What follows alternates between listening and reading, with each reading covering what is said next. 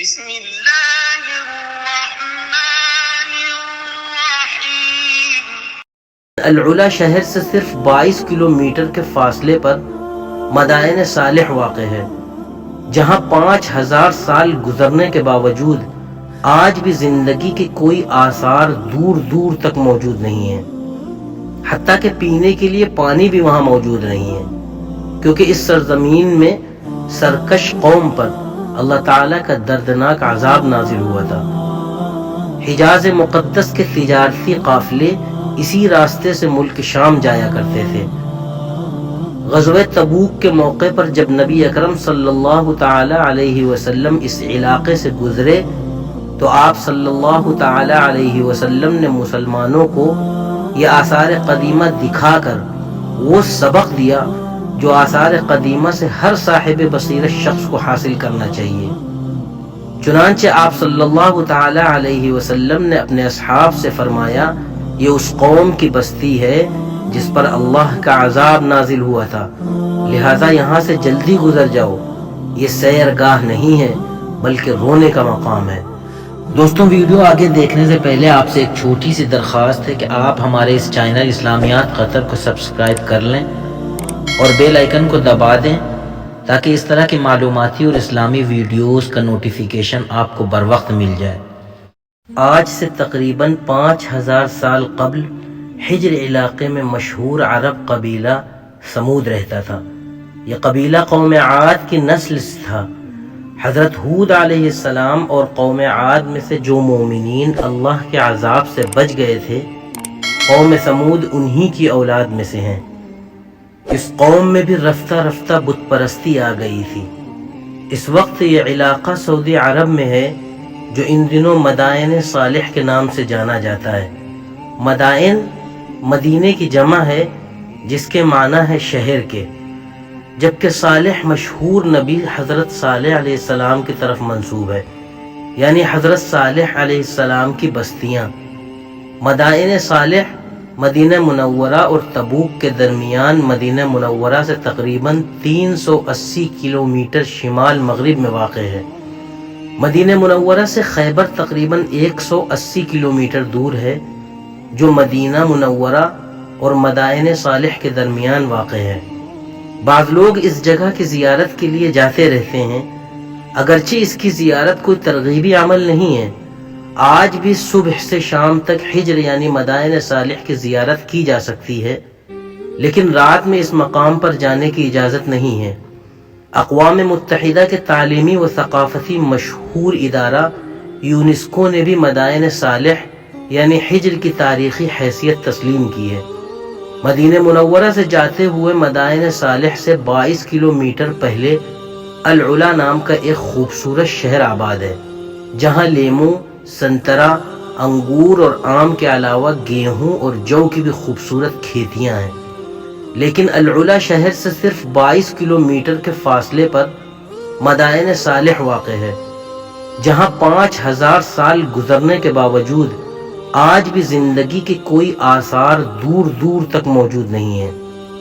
حتیٰ کہ پینے کے لیے پانی بھی وہاں موجود نہیں ہے، کیونکہ اس سرزمین میں سرکش قوم پر اللہ تعالیٰ کا دردناک عذاب نازل ہوا تھا۔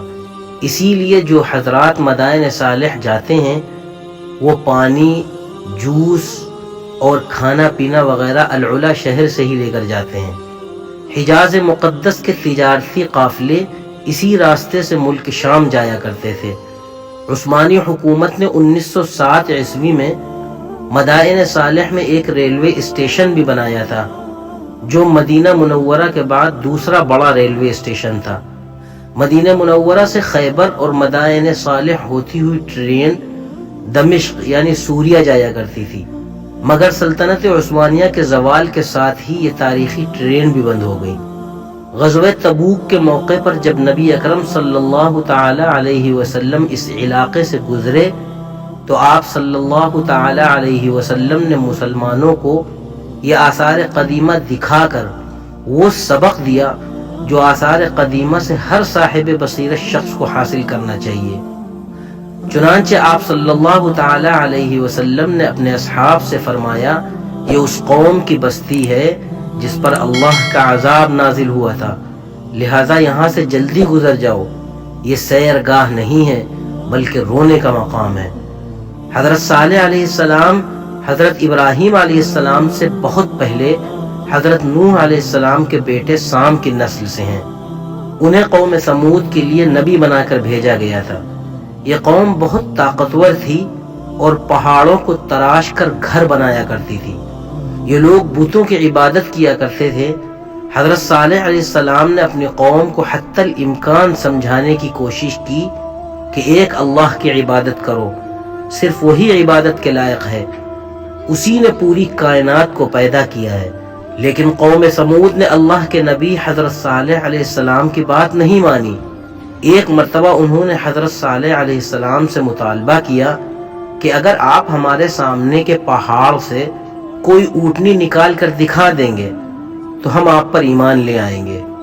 حضرت صالح علیہ السلام نے اللہ تبارک و تعالی سے دعا فرمائی اور اللہ تعالی نے پہاڑ سے اونٹنی بھی نکال کر دکھا دی۔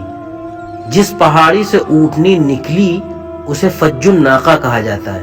اس معجزے کے باوجود چند لوگوں کے علاوہ قوم سمود کی بڑی تعداد ایمان نہیں لائی، لیکن چونکہ انہوں نے اس معجزے کو اپنی آنکھوں سے دیکھا تھا اس لیے وہ کسی قدر اس اونٹنی کا احترام کرتے تھے۔ حضرت صالح علیہ السلام کے فیصلے کے بعد کنویں سے پانی پینے کی باری مقرر کر دی گئی۔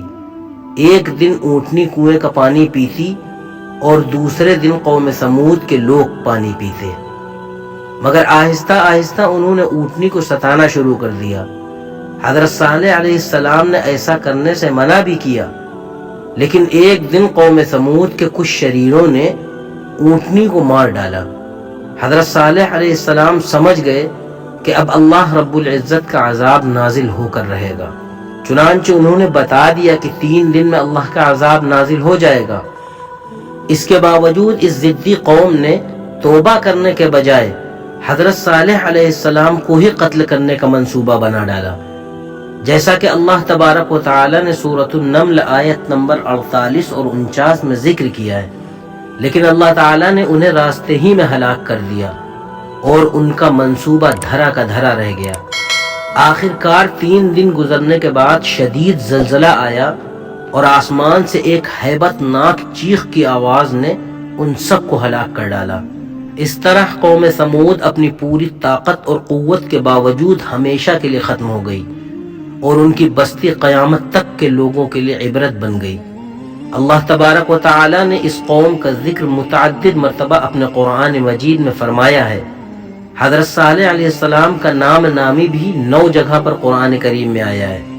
حضرت صالح علیہ السلام اور ان کی قوم کا تفصیلی ذکر سورۃ الاعراف، سورہ ہود، سورۃ الشعراء، سورۃ النمل اور سورہ قمر میں وارد ہوا ہے۔ نیز سورہ حجر، سورہ فصلت، سورہ زاریات، سورۃ النجم، سورۃ الحاقہ اور سورۃ الشمس میں بھی ان کے مختصر احوال ذکر کیے گئے ہیں۔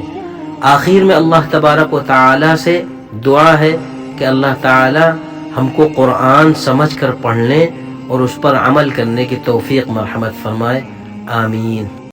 اس طرح کی مزید اسلامی معلوماتی ویڈیوز کے لیے آپ ہمارے چینل اسلامیات قطر کو سبسکرائب کر لیں اور بیل آئیکن کو دبا دیں تاکہ ویڈیو اپلوڈ ہوتے ہی آپ کو نوٹیفیکیشن مل جائے۔ جزاکم اللہ خیرا۔